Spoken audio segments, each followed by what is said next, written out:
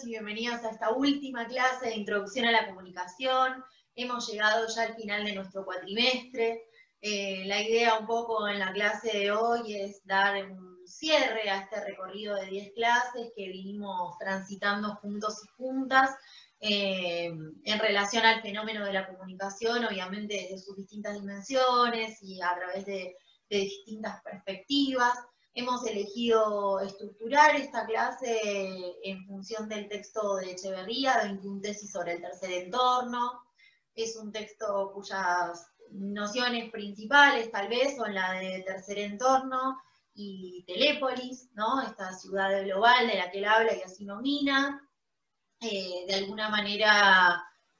nos parece interesante, primero porque está escrito en los 90, y sin embargo tiene muchísima vigencia el día de hoy, y eso nos parece interesante porque más allá de que tal vez no son tantos los años que han pasado en el medio, sí ha sido exponencial el desarrollo de las tecnologías de la información y de la comunicación, y obviamente las repercusiones que ha tenido, ¿no? A nivel social y a nivel de nosotros y nosotras como individuos, y creemos que es interesante tratar de pensar, ¿no? Como en ese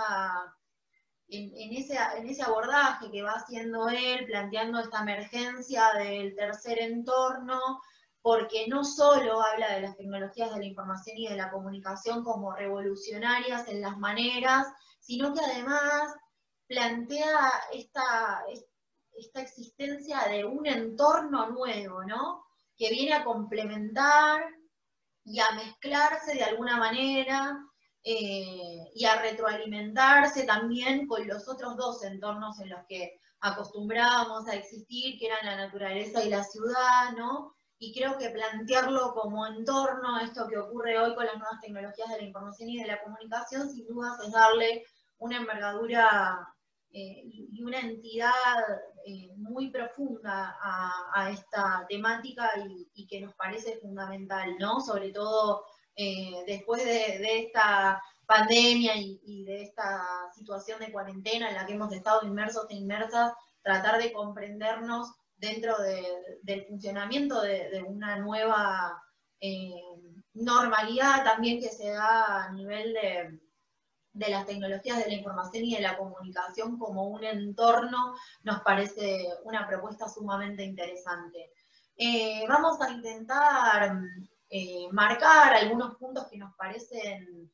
nodales a la hora de abordar este texto. No vamos a hacer un desarrollo puntilloso por cada una de las tesis que este autor plantea, sino que en realidad vamos a tratar de ir nombrando algunas cuestiones que además nos parece que establecen relaciones sumamente significativas con algunos de los conceptos que hemos estado trabajando a lo largo del cuatrimestre, así que les voy a compartir pantalla para que vean un poco el power que preparamos, que la idea también es que les pueda quedar a ustedes como recurso para orientar el abordaje y la lectura de este texto. Bien. El texto de Echeverría empieza diciendo que el desarrollo de la sociedad de la información, miren ustedes la entidad que le da, forma parte de un proceso más amplio, que implica la aparición de un tercer entorno, diferente de los otros dos clásicos, que son la naturaleza y la ciudad, en los que los seres humanos interactúan. La construcción de este tercer entorno, dice, tecnológico y a distancia, puede ser equiparado a la construcción de una ciudad global. Y va a través de esas 21 tesis desarrollando un poco esta cuestión, esta idea, va explicando a qué se refiere, por qué lo puede llamar ciudad global, por qué elige poner esta cuestión de Telépolis como nombre, ¿no? Y como les decía hace un ratito, pone constantemente en diálogo a este nuevo entorno con los otros dos, marcando un poco una analogía y también una diferencia con aquellos, que resulta sumamente interesante y enriquecedora, y a eso vamos. Va a decir entonces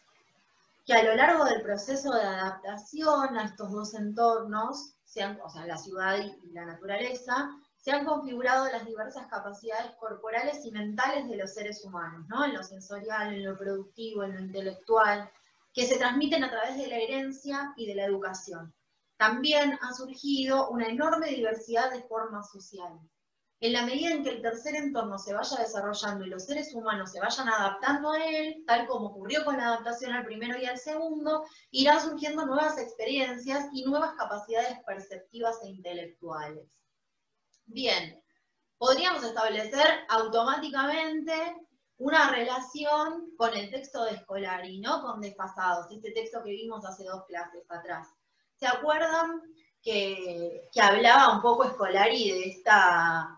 de estos 3 momentos, o de estas 3 rupturas, o de estas 3 revoluciones que se daban a nivel cognitivo en los individuos a raíz de la aparición de nuevas tecnologías de la información y de la comunicación, en el sentido de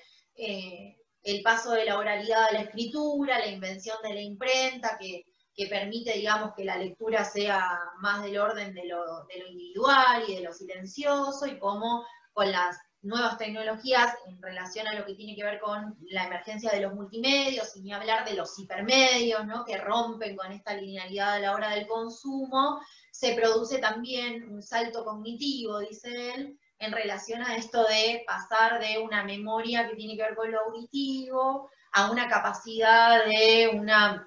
visión más secuenciada, ¿no? Bien concreta en relación a lo que tiene que ver con la exigencia de la lectura, y bueno, este multitasking en lo intelectual que nos plantea Scolari cuando dice que hemos modificado sin duda nuestra manera de percibir y nuestra manera de adaptarnos a esta cuestión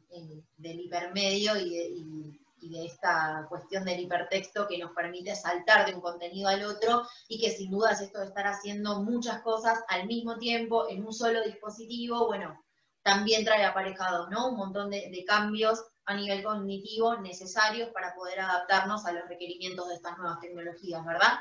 Y también obviamente no solo a nivel de lo sensorial y a nivel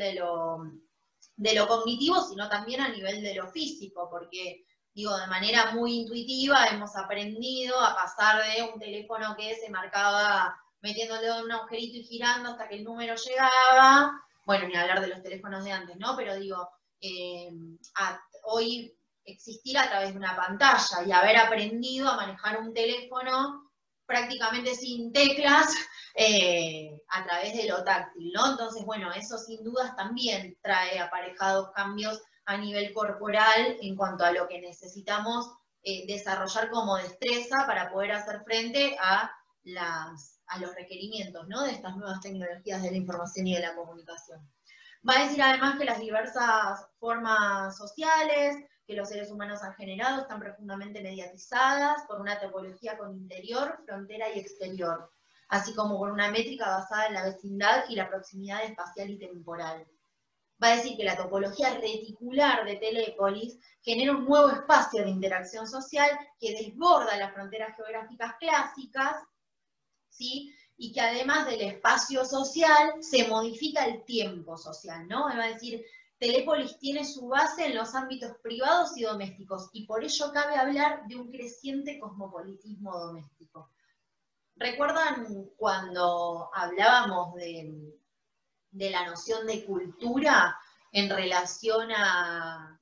esta construcción social que se da desde lo convencional, que tiene estrecha ligazón con la noción de identidad, donde tienen fuerte peso las narrativas que circulan, ¿no? Y que van cargadas ellas de valores y de principios propios de una sociedad en un momento histórico concreto, que nos van haciendo sentir parte de ese entramado social, que van construyendo esta noción de identidad, desde el arraigarse fuertemente en nosotros, ¿no? Y vamos encontrando símbolos que nos representan y que nos parecen significativos. Digo, y se acuerdan cuando hablábamos, por ejemplo, de la emergencia de Netflix y de esta posibilidad que nos da de consumir productos que tienen que ver con valores y con principios propios de otro tiempo y propios de otras sociedades también, cómo desde el living de nuestra casa podemos tener una cercanía con valores y con principios que son propios de otras culturas, justamente. Entonces, decíamos en esa instancia que la noción de cultura en sí misma se resignifica en este sentido, porque dejamos de tener como parámetros para existir únicamente los que tienen que ver con este espacio y con este tiempo compartido en función de lo territorial, para empezar también a nutrirnos de parámetros y de principios que son propios de aquellas comunidades virtuales a las que pertenecemos por elección, ¿no? Entonces, digo, eso también va performando nuestros gustos, va performando nuestros valores, va performando nuestras preferencias y sin dudas también va performando la manera en la que nos comunicamos con los otros y con las otras. Los lazos sociales empiezan a transformarse también. Ya no está esta vecindad y esta proximidad espacio-temporal necesariamente presente para que el lazo exista, ¿no? Y de alguna manera esta forma de existir en el mundo a partir de lo privado y de lo doméstico, sin dudas también viene a romper con una lógica que ha imperado, donde, bueno, donde lo espacial y donde lo territorial eran limitantes, y hoy de alguna manera se flexibilizan en la existencia de este tercer entorno. Va a decir además que como no es una ciudad habitable, sin embargo un porcentaje creciente de la vida social y en particular de la actividad productiva y de consumo tendrán lugar en ella. Las telecasas no solo son unidades de consumo, sino también de producción.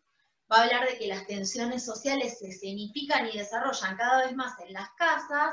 enfriándose las calles y las plazas de las ciudades del segundo entorno. Y ahí habla, ¿no?, de una serie de convergencias que necesariamente implica tecnópolis, iba a decir telépolis.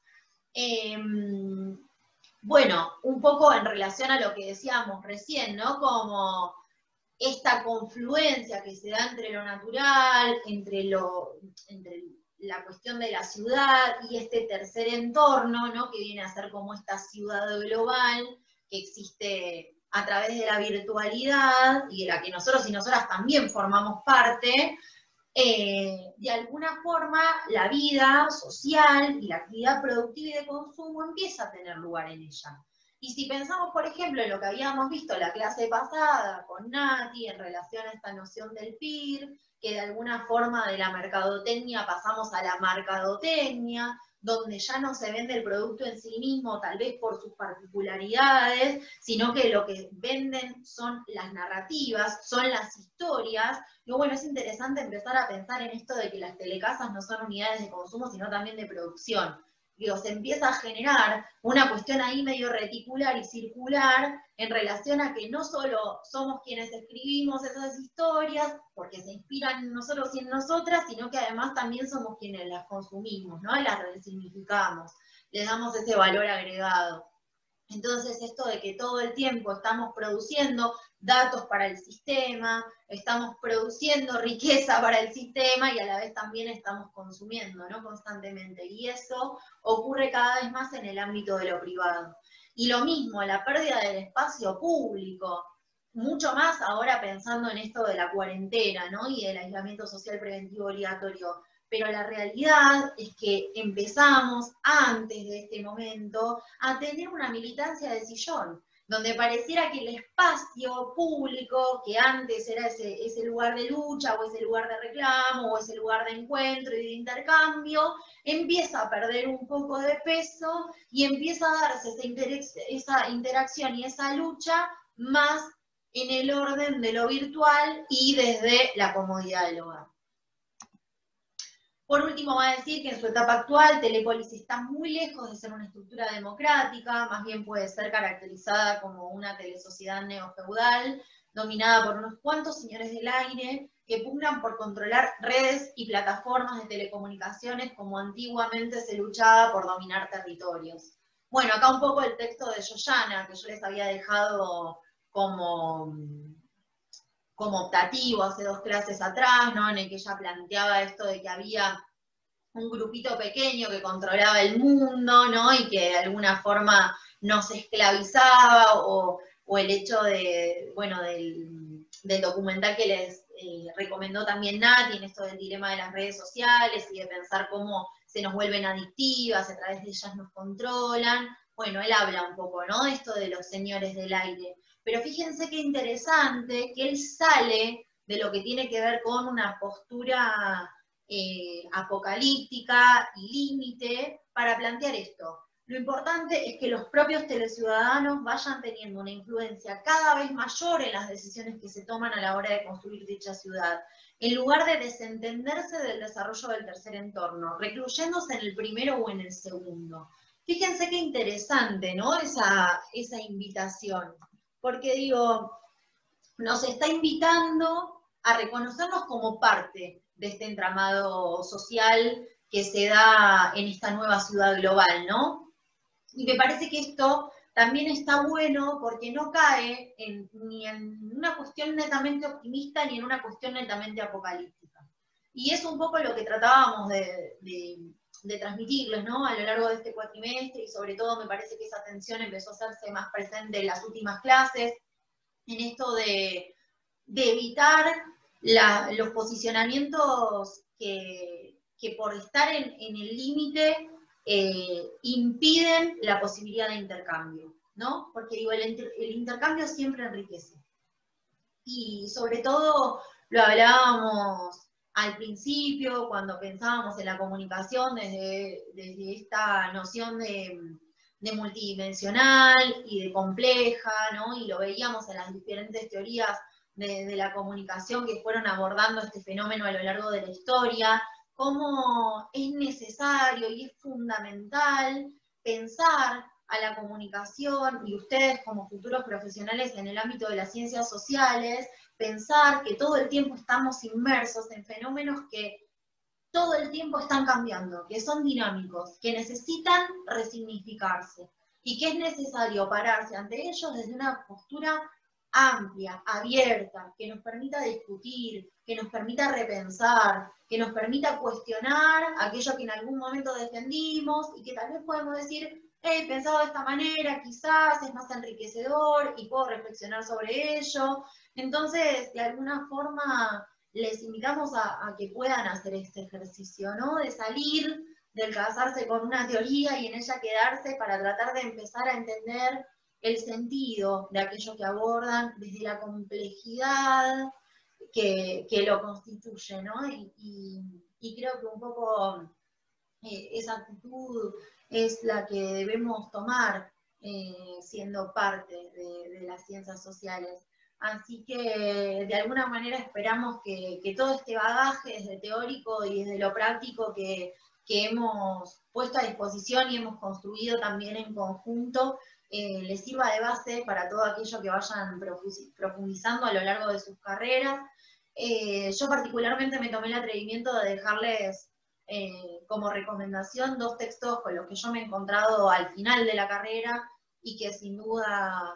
requieren una lectura tal vez bastante más compleja de la que venimos acostumbrados y acostumbradas a abordar a lo largo de este cuatrimestre, pero que me interesa dejárselos a disposición para que los tengan un poco como textos de cabecera, o que los tengan también como textos de consulta, que a lo largo de sus carreras, ojalá con distintos bagajes teóricos, los puedan volver a leer y puedan resignificarlos y encontrarles nuevos sentidos. Uno es el de Han, que habla de la sociedad del cansancio, un poco en relación a lo que decía Darío Zeta en su video, en el video que les propuso Nati la clase pasada, que tenía que ver con esto de, bueno, del volver hacia el interior, del pensar que estamos en un momento donde podemos ser un poco más introspectivos e introspectivas, y salir de esta cuestión de la productividad constante, y bueno, de alguna forma Han viene a decir que eso no es tan así, sino que nos hemos vuelto nuestros propios verdugos, ¿no? Que nos controlamos a nosotros y a nosotras mismas, y que es difícil encontrar el límite en esa situación, y bueno, justamente por eso también se los propongo, ¿no? Para que puedan poner en tensión un poco esta percepción sobre ello. Y además también les propongo un texto que se llama El otro enclave liberadora, que a mí me parece maravilloso, que es de Stanicia, y que de alguna manera también establece relación con esto que planteaba el filósofo en su video, en esta noción del otro, ¿no? Y de cómo los lazos sociales se reconfiguran, y cómo a partir de la pandemia el otro se vuelve todo el tiempo un foco de peligro latente, ¿no? Y bueno, hay que pensar si eso ocurre a través o a raíz en realidad de este aislamiento, o ya ocurría antes, y qué pasa con el otro, qué pasa con la diversidad, qué pasa con la otredad, ¿no? Como parte de las ciencias sociales es muy necesario pensar en eso y creo que está bueno que puedan tenerlo a mano, ojalá les sirva y ojalá también se lo propongan en alguna otra cátedra de acá al resto de sus carreras. Bueno, les dejamos también una actividad que es un Padlet para que de alguna forma cada una de ustedes en relación a los textos que les hayan parecido o a los temas en realidad que les hayan parecido más significativos puedan armar ahí una especie de corcho colaborativo en el que hagan algún comentario respecto de ese tema, que sea una cita, un comentario propio de ustedes, un dibujo, una foto, un video, un enlace a alguna página que nos invite a pensar en esa perspectiva desde un lugar complementario o nuevo, pero la idea es que entre todos y entre todas podamos armar ahí un recursero y un resumen de alguna forma de todo lo que estuvimos transitando hasta hoy. Les agradezco muchísimo, espero que tengan una hermosa trayectoria en lo que queda, que bueno, que les haya servido de tránsito por esta materia. Dejaremos abierto el Moodle para que puedan hacernos consultas cuando así lo requieran y si es que así lo requieren. Mañana vamos a estar abriendo un Meet a las 5 de la tarde para que, como hemos hecho en el repaso del primer parcial, ¿se acuerdan? Puedan venir con sus dudas y con sus consultas sobre alguna noción conceptual que haya quedado medio floja, sobre algo que tengan ganas de volver a charlar para tratar de, bueno, de echar luz a eso y construir entre todos y entre todas alguna explicación un poco más exhaustiva sobre ello, pero bueno, partiendo de sus propias dudas. Así que los y las esperamos y mañana nos despediremos viéndonos por lo menos a través de la pantalla, pero bueno, no quería dejar de saludarlos hoy, así que les mando un abrazo enorme y espero que estén muy bien. Les deseo muchos éxitos.